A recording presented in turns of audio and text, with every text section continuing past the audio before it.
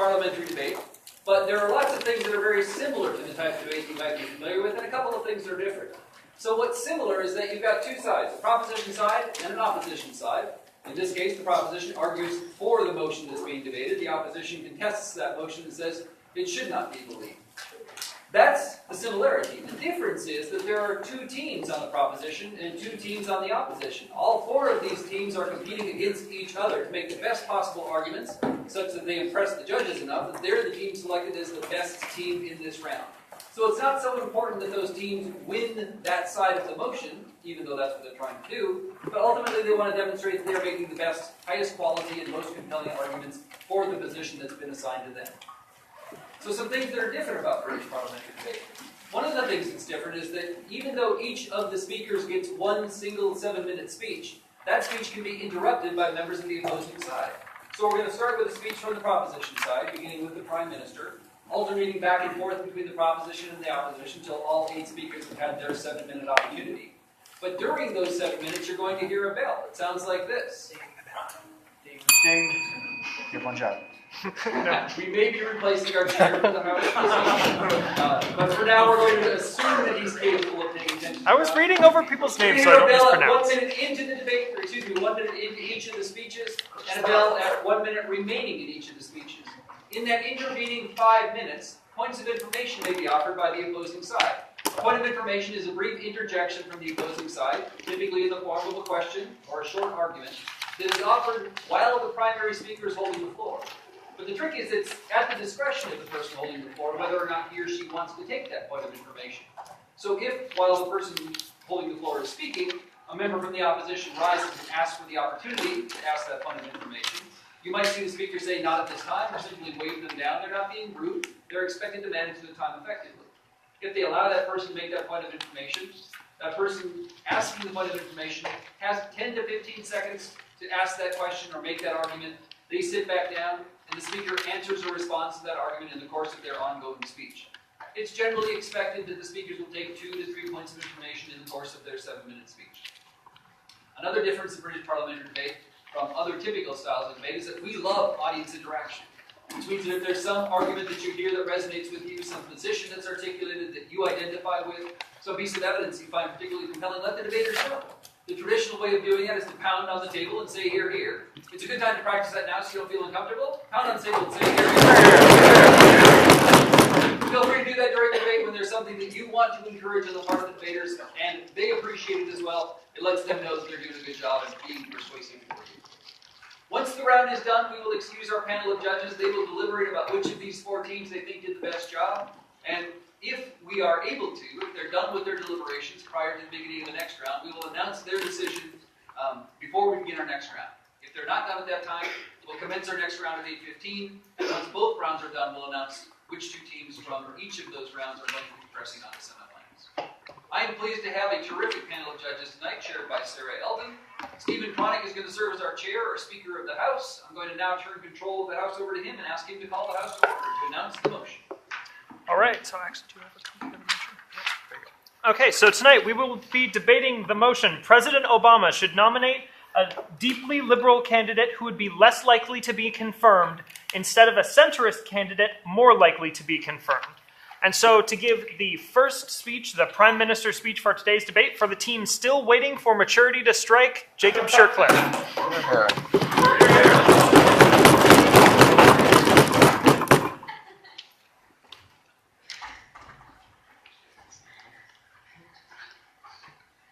The death of Justice Antonin Scalia was a tragedy. He was a pillar of conservative values and a man of the law in every sense of the word. But with every passing, there opens new opportunities, and for liberals, they finally have a chance to get a 5-4 seating on the Supreme Court. This vacancy opens up, with President Obama, the opportunity to change the fabric of this country and make sure that we will be progressive for the next decade or more in moving into the future. That is why Sam and I are proud to propose that President Obama should nominate someone who is deeply liberal for the Supreme Court, even if they are less likely to actually be placed than a centrist candidate would be. We think that the framework for this debate is about what is best for the Democratic Party or liberal ideology as a whole. Although President Obama is one individual who has his own opinions, we think that he represents a much larger body of thought and ideas of how the country should be run. The next Ruth Bader Ginsburg or any other individual like that would be someone we would be proud to support because they are going to lead this country forward, whether or not they are actually put into or confirmed by the current Congress or the next Congress under the next president. Recognizing that Mitch McConnell and other GOP leaders have said that the Senate Judiciary Committee isn't going to listen or hold any confirmation hearings, we think that they have given President Obama essentially a blank check. He automatically can win the normative war of being able to put forth someone he believes is best for actually achieving or seeing through the policies of this country. But what we are here today to propose is going to show how that we best achieve those liberal ideas. First, I'm going to tell you a causal story of how this will play out, and then I'm going to give you two major impact stories. First, how this improves Hillary Clinton's chances of winning the presidency, and then secondly, how this influences the Supreme Court. Sam's going to tell you a little bit about how this affects district and regional courts in his speech. So, first, how does this play out? President Obama chooses a candidate who is the next RBG and puts them forth in front of the confirmation committee. Logically, what will happen is that they will probably be pushed aside whether or not there is a confirmation hearing. Although there is the potential happenstance that they do get confirmed, and that would be excellent. We think we would already win and be able to achieve that goal of propelling liberal values, and you would automatically have the best possible candidate there if he went for broke with the situation. But most likely what will happen is that the Senate is going to say no, that person is not going to be a member of the Supreme Court, and they will defer until the next president. We think that this does two major things. First, how it improves Hillary Clinton's presidential bid. Making a Supreme Court nomination part of the election benefits Hillary Clinton by almost every regard. It has been no accident that President Obama has come up and said that Hillary Clinton is the best candidate for both upholding liberal values and his policies. This looks like the EPA's new standards that they are pushing forward. This looks like upholding the constitutionality of the Affordable Care Act or redistricting that might be happening in Texas or in Arizona. We think that Hillary Clinton, by doing this, can win the election in the same way that her husband won back in the 90s. President Bill Clinton won the entire election on unifying the country together to fix the economy, about going across the aisle and being able to work together with individuals like Newt Gingrich who weren't previously making any sort of strides and had for a long time stuck in gridlock. When Hillary Clinton comes forward and she is first in the primary, the individual who is willing to be more moderate. She is not advocating for political revolution as Bernie Sanders is, but talking about how she can unify people on every front to actually get things done, that this propels her forward and gets her more votes so that she inevitably will win and participate within the general election. But secondly, we would also say that this is beneficial for when she's in that general election and going against conservatives. As the conservatives continue to battle it out and fight against one another, they only destroy their own credibility and they only make each other look foolish. What Hillary will do is unify the nation not just under another liberal president, but also under an individual who has escaped for large part from the scandals that have existed within the current primary system. Outside of one thing about an email one time, we think that she is far better at maintaining that professionality that is important towards upholding a country that we can all stand behind. She stands for something that means getting things done, and she has a career of working together with individuals within government to make sure that policies are enacted and people are inevitably helped. Hillary Clinton is the best candidate for those Democratic Party ideals because she upholds that liberalism, and she does it in a manner that is legitimate, real, and practical. She is not a political revolutionist, and she is not Donald Trump or Ted Cruz. Go ahead. Why are you talking about President Clinton debated about nominating? Nominating a Supreme Court justice a liberal Supreme Court justice will defer it to the next president, and that next president will be the person who shapes policy for the next 4 years. That will be the person who decides for this country how we will view and how we will interpret this sort of manner. Secondly, though, I want to tell you about how this influences the Supreme Court. I'm going to talk about first the short term and then secondly the long term. In the short term, a 4-4 split on the bench means that most policies will essentially, or no overturning policies will happen. So things like Free Ricks v. California, which is talking about unions within union dues and whether or not people should have to pay agency fees, will essentially be pushed away till a later date. So that whoever inevitably does sit on that bench will be the deciding vote. We think that a centrist candidate, if they were to enter into that position, would likely be unable to actually uphold all of these liberal values. Just the fact that they are centrist means they will be liberal in some formations, but very conservative in other formations. That this could make the Affordable Care Act and all of the strides we've made towards healthcare reform go away within the future, and it could stop the progressivism, or it could further overturn things like Roe versus Wade that progressives are continuing to try and protect. We would say that in the short term, that essentially having a centrist candidate endangers those during President Obama's term.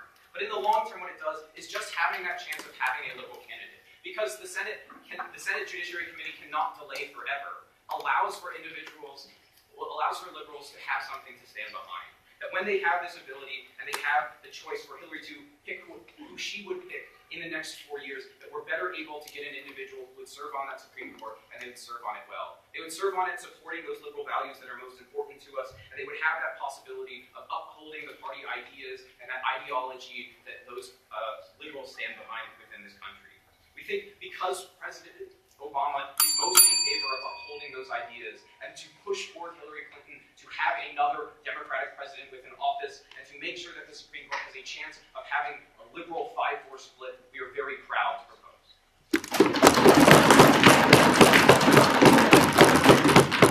Thanks to the Prime Minister, Jacob Shercliffe. And now, for the Leader of Opposition speech, we have Lucas Baker from the team Terrible Techies. Techies? I don't know how to pronounce that. Techies. Got it.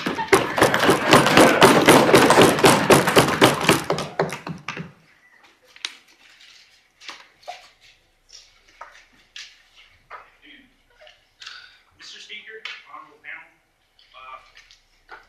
we favor, and with the opposition, we favor discourse and things that fuel progress in our country. We want progress, and progress was never achieved through brief and frivolous revolution. It was slow and deliberate pragmatism through our political process, something that we will never get should an extreme liberal come into the Supreme Court at this time. That is why I'll be opposing the motion today, and we should not vote for an excessively liberal Supreme Court justice, but rather a slightly liberal or more compromising middle ground nominee. I'm going to deliver a few points. First off, we'll explain why, what an exceptionally liberal Supreme Court justice nominee would mean for the United States. And secondly, why a moderate or perhaps a slightly liberal nominee would be more effective in the long term. Now, I'm aware of the fact that just today, the Senate released a statement that they will not hear or see President Obama's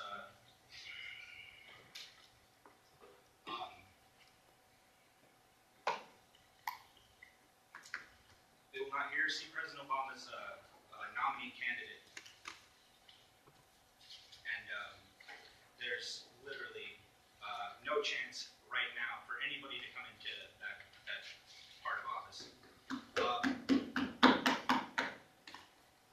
But I'm here to tell you why now nominating an especially liberal would be very unwise in the current political system, because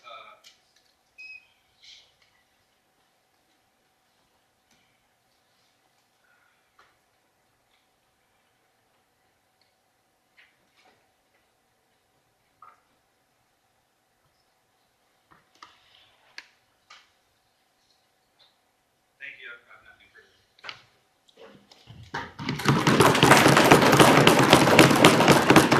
My thanks to the Leader of the Opposition. Now we have speech from the Deputy Prime Minister, Sam Erickson. Hear, hear. The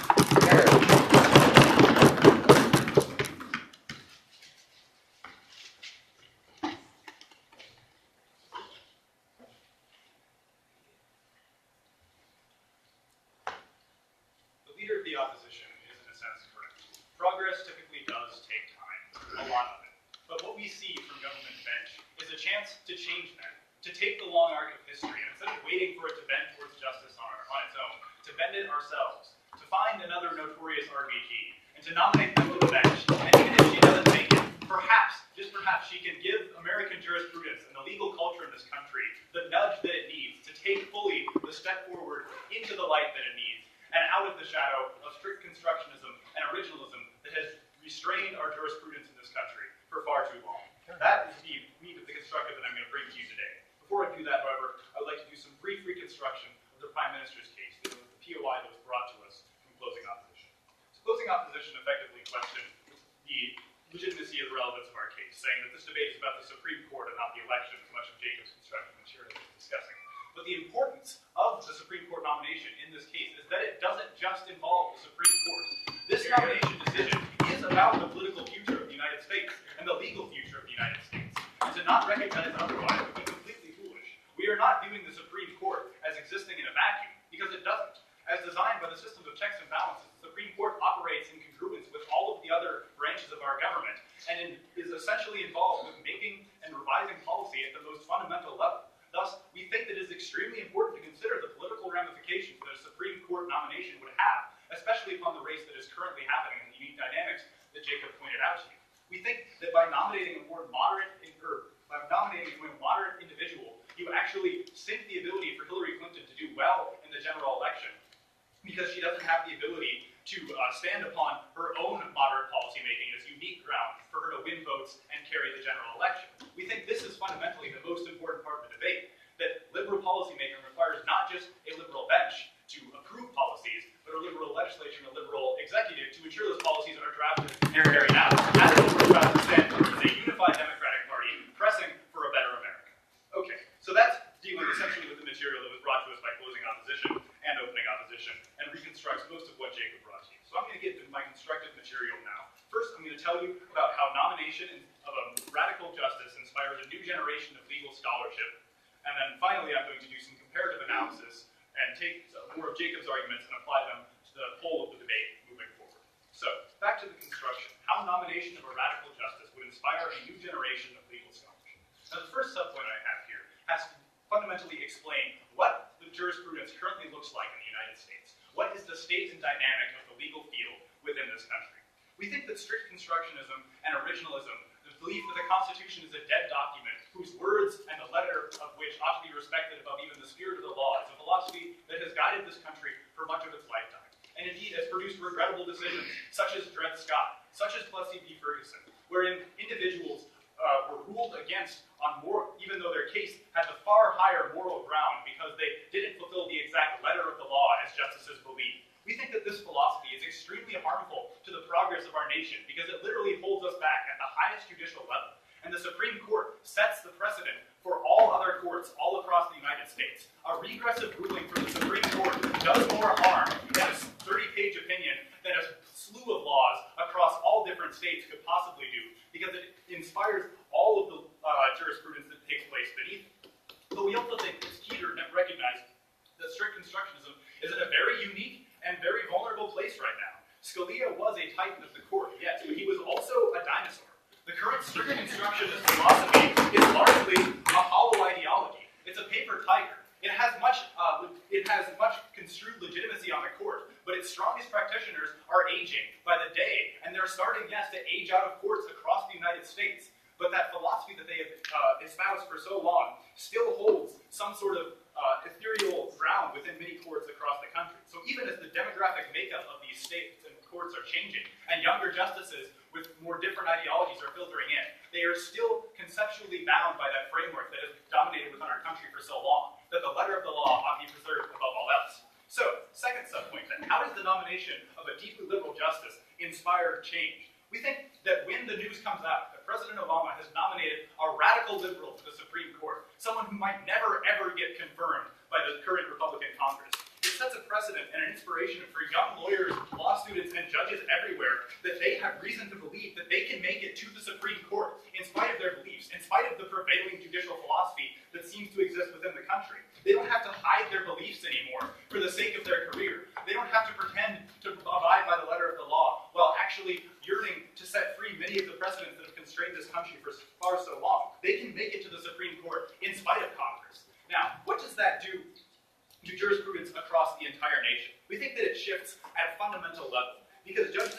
again, now encouraged to be bold in all of their rulings and all of the cases that they take, not to hide their light under a bushel, as it were, but to actively go out to seek out the cases that are going to push this nation's jurisprudence forward. We think this looks like more lawyers signing up to take cases on police brutality, on reproductive rights, and equal pay for women. We think it looks like judges who are more willing to entertain a different interpretation of the law than what has been pressed by the white dominant culture for so long. We think it looks like an entire generation of lawyers and justices brought up to believe that the law is something malleable, and if there is injustice within it, that it can be changed, and it can be rooted out, and we can evolve as a nation, instead of every time we come into a conflict, stepping back to what the founders believed, even though they are far past dead and gone. We think this is what truly inspires American jurisprudence to move forward at every level, not just at the Supreme Court. So finally now, let's do some comparative analysis. Jacob brought this to you in his own speech, but I'm going to repeat it now for the sake of the debate as a whole. What happens in either scenario? If President Obama nominates a moderate justice and they are confirmed, then the court is likely lost. We have no guarantee that it will uphold any of the policies that President Obama has worked so hard to put forward and which Hillary Clinton has campaigned upon. If they're not confirmed, then they're right back where we started and no harm has been done. But if we nominate a radical justice and they're confirmed, that's great. We get all the fantastic progressive policies we wanted, we get them enshrined in legal policy. But even if they're not confirmed, all of the constructive material that I've just brought to you proves how we shift American jurisprudence across the entire country at all the levels of courts, from the Supreme Court down to law school and every step in between. The justices and lawyers are inspired to believe that we can change things, that America can improve, that we don't have to be bound anymore by the letters of a constitution that ought change with the times as the people change with the times. We are incredibly proud to propose. My thanks to the Deputy Prime Minister. Now I call the Deputy Leader of the Opposition, Dan Bellarive. You're here.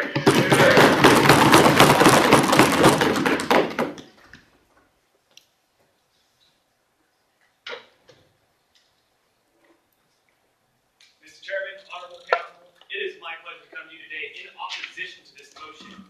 My opposition would have you believe that the difference of one swing vote that we hold so dear in our Supreme Court right now does not make a difference. They would have you believe that we currently have or presently had, before the passing of Justice Scalia, a 5-4 seating, and that is purely inaccurate. They would have you believe that the Supreme Court nomination being extremely liberal is what's best for the Democratic Party, that it would best represent our president's beliefs and his thoughts, and that it would strengthen Hillary Clinton's election. And I'm here to refute those points first and foremost. Obviously, with our beloved swing voter, we have had a very balanced Supreme Court over the past few years that has given us accurate jurisprudence and given us the guidance that we, the people, want in the Supreme Court. And to argue that the Supreme Court justice being a strong liberal is what's best for the Democratic Party, I disagree with categorically, because the Supreme Court's role is not to best represent the Democratic Party, but to represent the people of the United States of America and our Constitution. Furthermore, this proposition flies in the face of the overall political process that we have had from our founding fathers, isolating the Supreme Court from the politics of the day, from the tragedy of the day, for those of you who are familiar with any readings outside of the simple four walls of the box of the Constitution.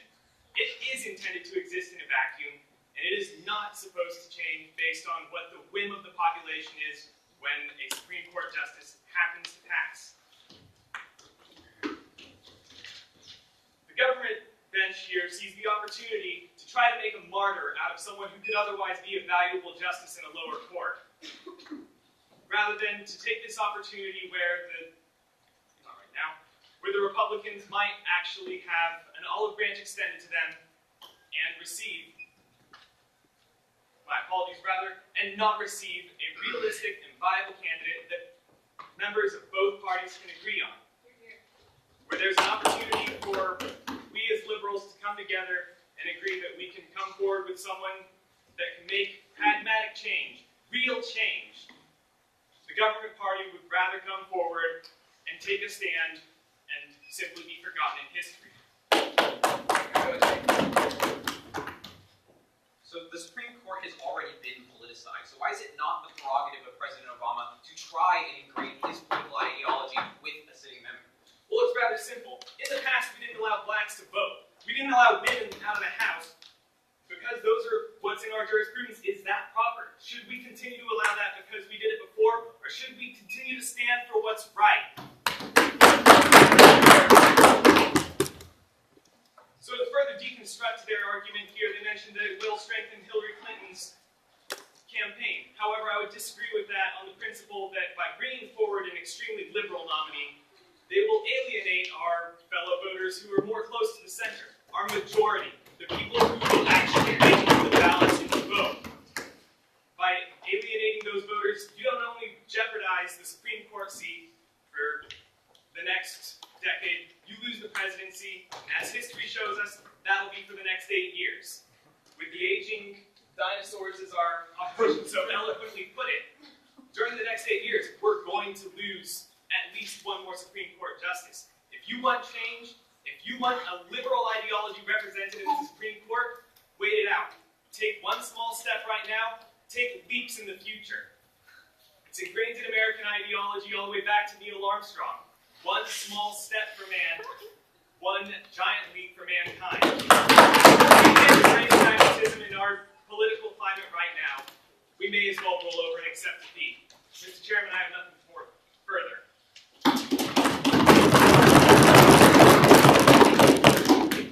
My thanks to the deputy leader of the opposition. Now I call the member of government, Hunter Dunn, from the team Thanks Obama.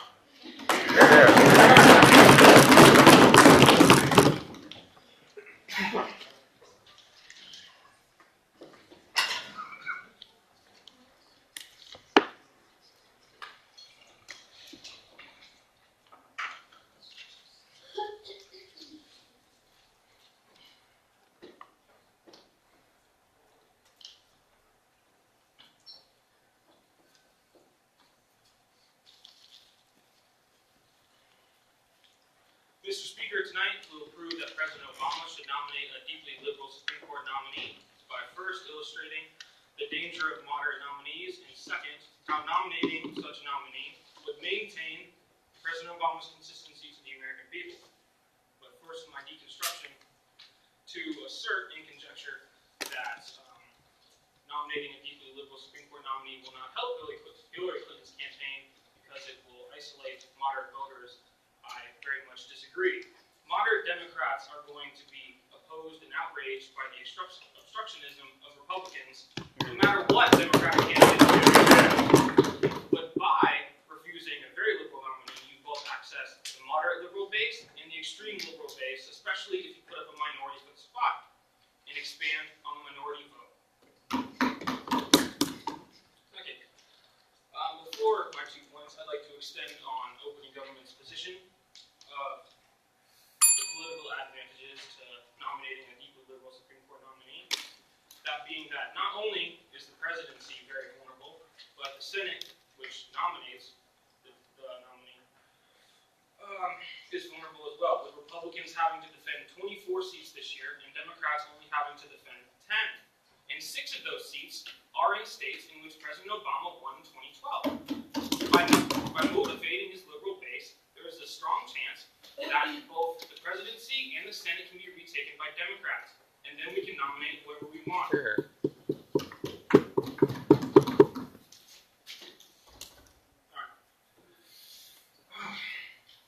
And in a world in which there was no gridlock, no partisanship, and everyone just got along, I would concede that a moderate candidate would be ideal. But that isn't the reality that we live in. Moderate, in the language of politics, just means maybe. In the political world, maybes are dangerous, especially for President Obama, with everything he has worked for and accomplished, which is what I will discuss in my next one. But for the subject of moderate nominees versus nominees with more dedicated ideology, I will use the example of Justice Scalia and Justice Kennedy, both nominated by Ronald Reagan, Republican president and folk hero. The Republicans that are going to be in battleground states where Obama previously won, how can you claim that they're truly fighting their seats on those grounds when, for those of you who care for empirical evidence, 528 even went as far as to say, based on their psychometrics, that Obama was about as liberal as a 1990s Republican? Well, I would assert that in 2008, for the first time in American history, black minority surpassed white voters with a percentage of voter turnout, as did Hispanics, by increasing voter turnout by over 30% in both minorities, not at this time. In which, both of those elections, in 2008 and 2012, not only was the Senate dominated by Democrats, but also the White House.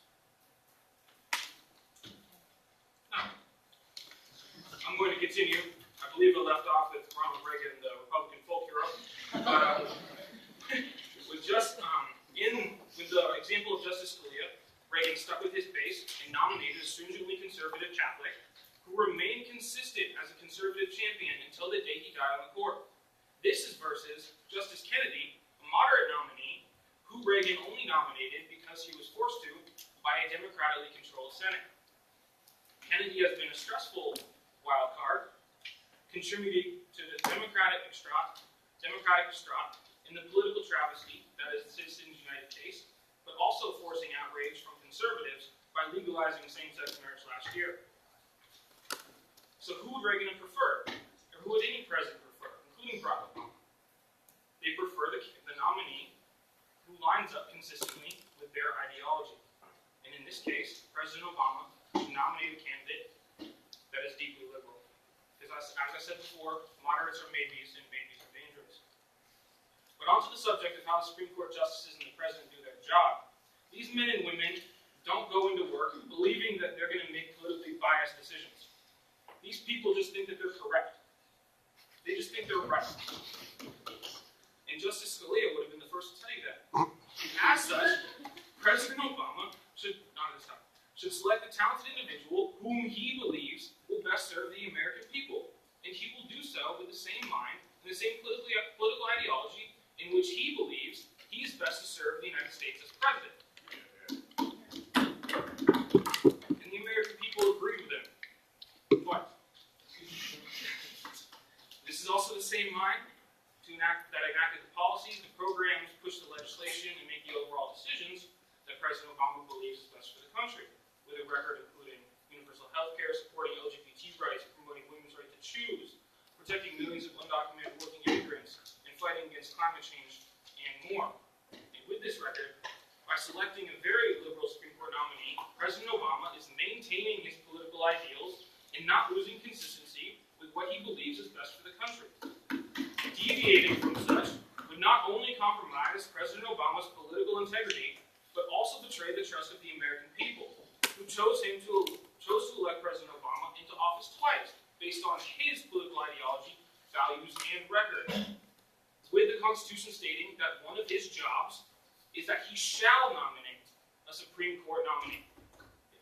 Obama twice proves slow change didn't vote out because of slow change. Okay, well, quick change happened in the 1960 civil rights movement with liberal court nominees.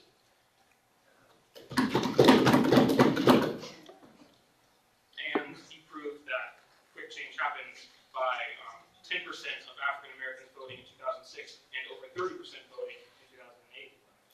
So, as such, logic would dictate that with the entire aforementioned record of the Obama administration being contested in this year's Supreme Court session, that the president would select a nominee who would emulate the very liberal values on the bench. The president has accomplished a lot on behalf and for the American people, because simply the president believes he is correct. So why would the president be so contradictory as to nominate a moderate or conservative who could jeopardize all of them? By doing everything in his political power to get a very liberal nominee onto the Supreme Court, President Obama is protecting the progress and legacy made by his administration and honoring the trust of the American people in his judgment. We are proud to propose.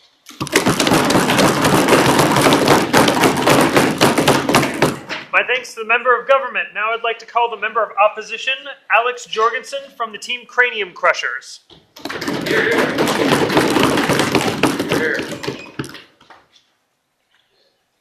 So before I get into my points of construction and extension, I'd first like to give some points of deconstruction. So opening opposition made this analogy of a blank check. And I think a nomination that has absolutely no hope of any confirmation is not a blank check. It's instead a check that will bounce or a check that has no value. And there is no guarantee that the Democratic Party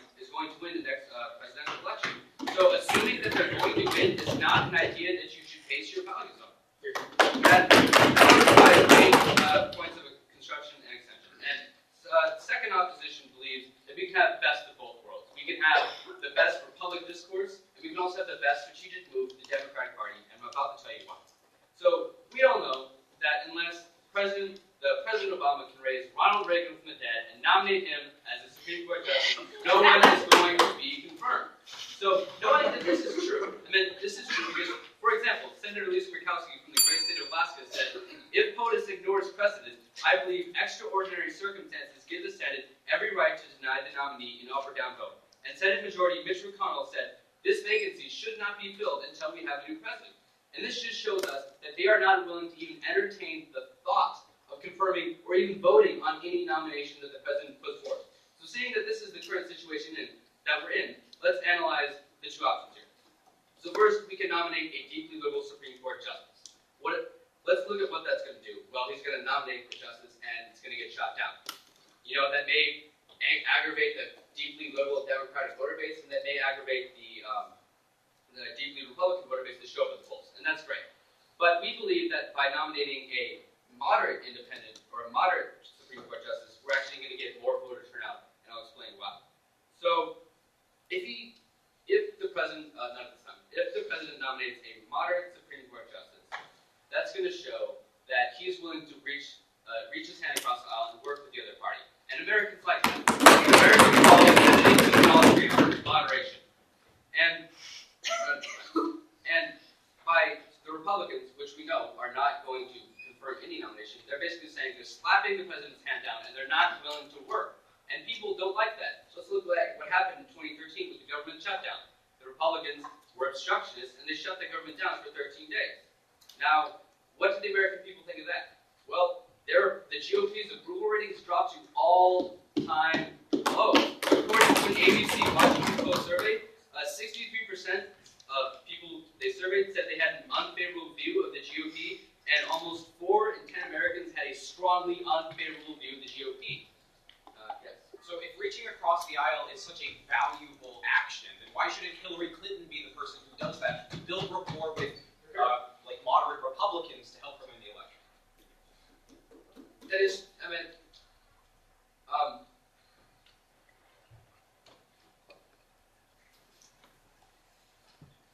just going to move on.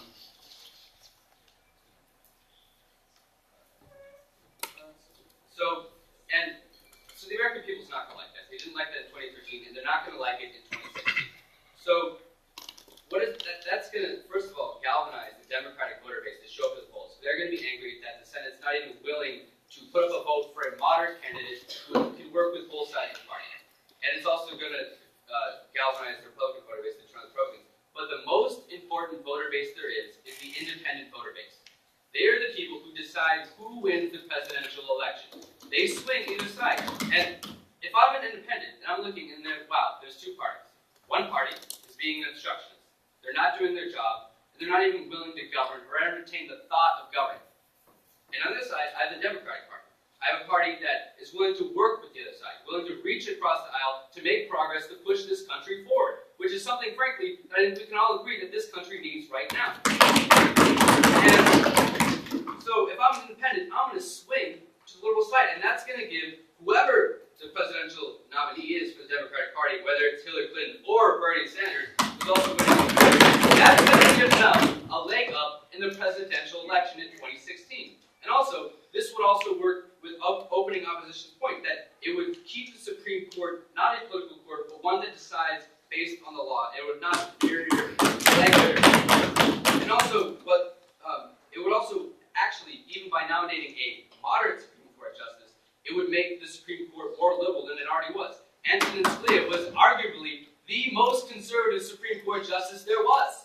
There's no disagreeing with that. So, unless you replace him with someone who's exactly like Antonin Scalia, the Supreme Court is automatically going to swing more liberal than it was in the past. And we've had several democratic values that have gone through the Supreme Court, like gay marriage, like the Affordable Care Act, that have passed even with Antonin Scalia in the court. So even by nominating a moderate justice, we still have a more liberal, more progressive Supreme Court that's going to stand up for social issues and other progressive democratic values. And, yes. So, as we stated, the Republicans won't confirm anyone but zombie Ronald Reagan. then what's the harm of going for broke? Because what I've said is by nominating a modern, independent Supreme Court nominee, that's going to galvanize the independent voter base. They're not affiliated with any political party. It's up to them on who's going to win the presidential election. And by nominating a moderate, showing that the president's willing to work this aisle, that's going to galvanize them to show up the polls, and it's going to give the Democratic Party a lead up in the 2016 election. And that is why nominating a moderate,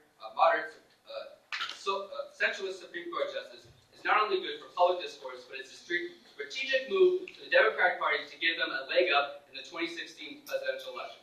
Thank you.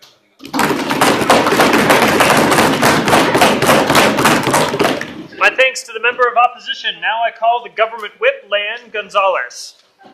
Here, here.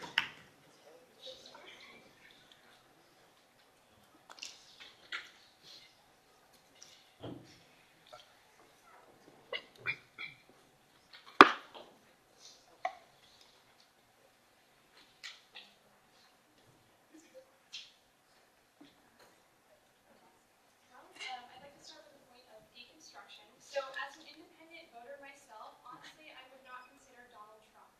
How many independent voters would consider Donald Trump as the best option for a moderate presidency? Not really a good point. The second point is that an independent will swing to whoever best supports their base and best takes care of their initial voters. The Democratic Party, by choosing a more liberal candidate, is best swinging to their base and best displaying who they really care about in this race. What this debate actually poses is two questions. The first being what is politically best for Democrats, and the second is what is legally best for President Obama's legacy. What is politically best for President Obama is to nominate a very liberal justice, as covered by both the top half and my partner. Obama is better sticking with his ideals and to his base and motivating his liberal majority and minority voters to participate. As we saw in both 2008 and 2012 when he ran, minority votes spiked up because Obama was the catalyst, not the nominating a liberal is a strong political move, as this is a political game, which reflects best on Democrats and best secures President Obama's legacy, as well as securing the presidency for Hillary Clinton.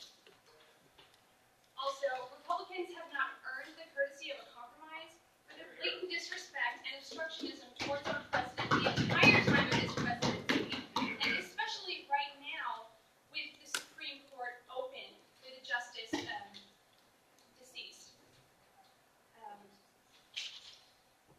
A bipartisan compromise, again, is not an option, as stated this morning by Senate Republicans, nor should it be an option for Democrats. To address the last point made by closing opposition, moderates are maybes, and maybes are dangerous. We don't want a maybe to be the deciding factor in President Obama's legacy. We can't afford that. And if Republicans wish to grandstand their way to a conflict, then this side of the House will oblige.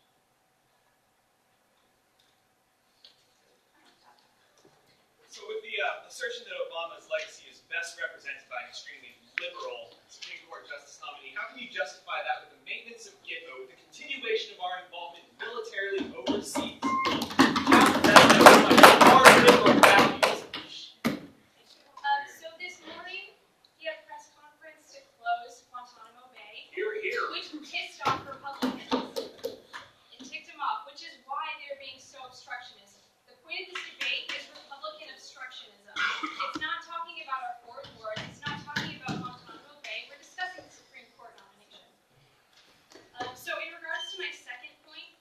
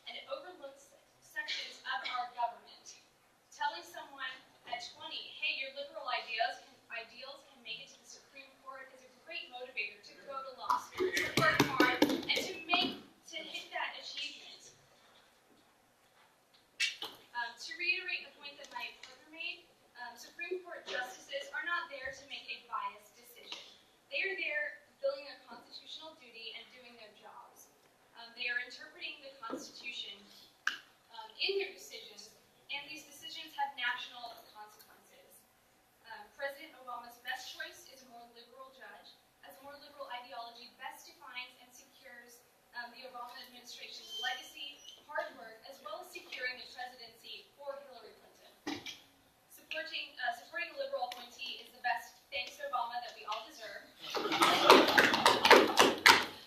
I am proud to propose. Thank you.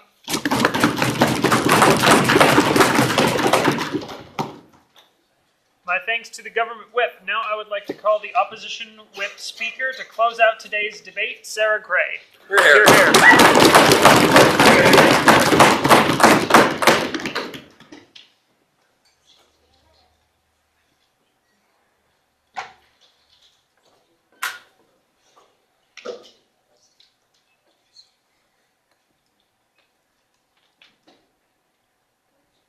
Mr. Speaker. So today's debate was really about two things. The first thing is how nominating a deeply liberal Supreme Court justice is actually being an obstructionist to the Democratic Party in the first place. The reasoning behind this is that by nominating a deeply liberal justice, you're refusing to work with the other side. You know that Republicans are refusing to accept a nomination from the Democratic Party. But that is because they are assuming that Obama is going to nominate a deeply liberal candidate. The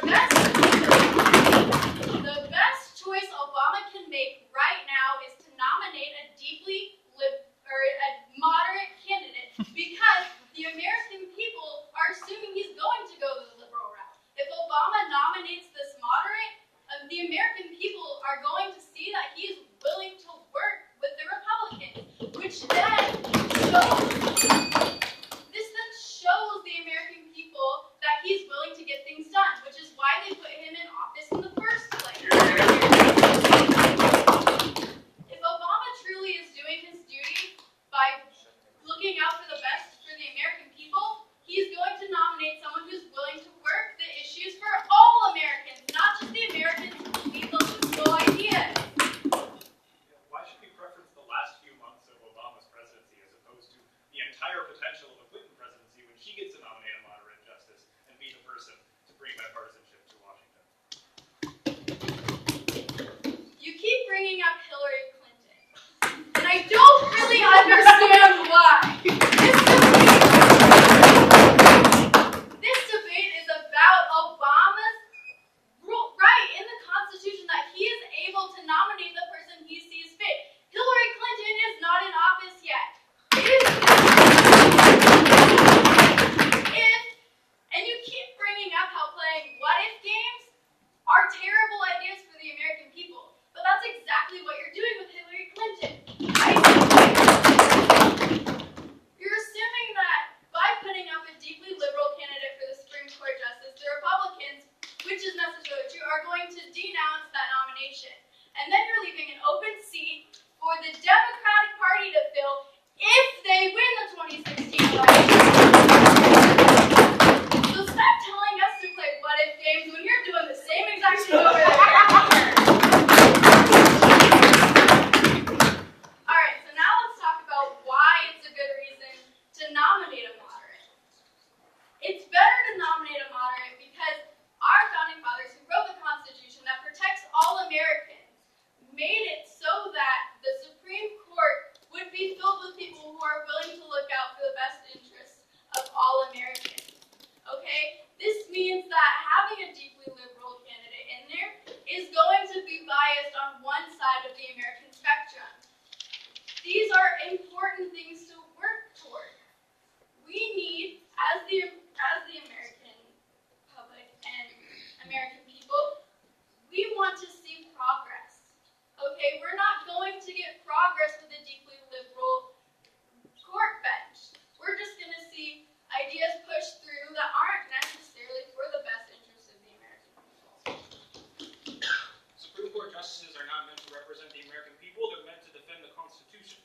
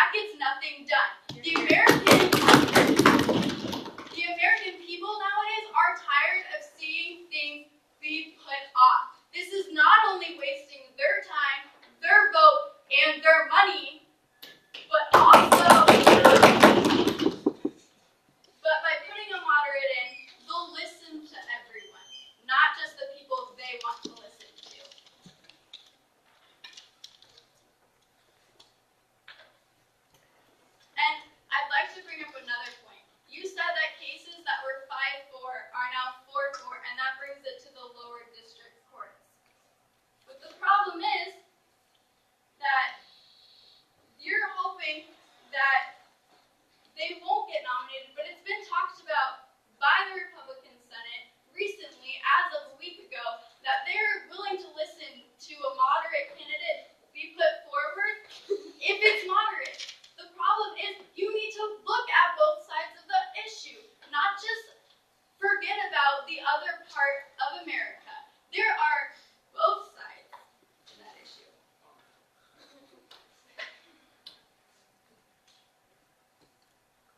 The most important thing about this debate is that it's time for America to get things done. We've been waiting and waiting for these ideas, these laws that protect individuals' rights, these individuals' freedoms to choose for themselves, these social issues that are here. We're tired of hearing them come up and then be pushed aside. The deeply liberal candidate, if he's put forward, is not going to be accepted by the Republican Party. Anyone knows this.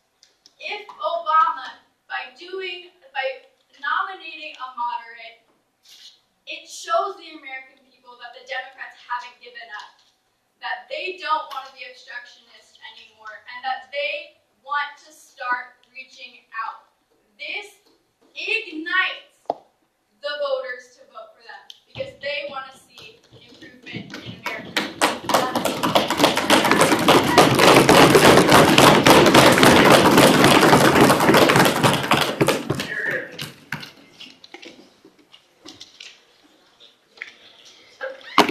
I think all 8 of these debaters deserve to have the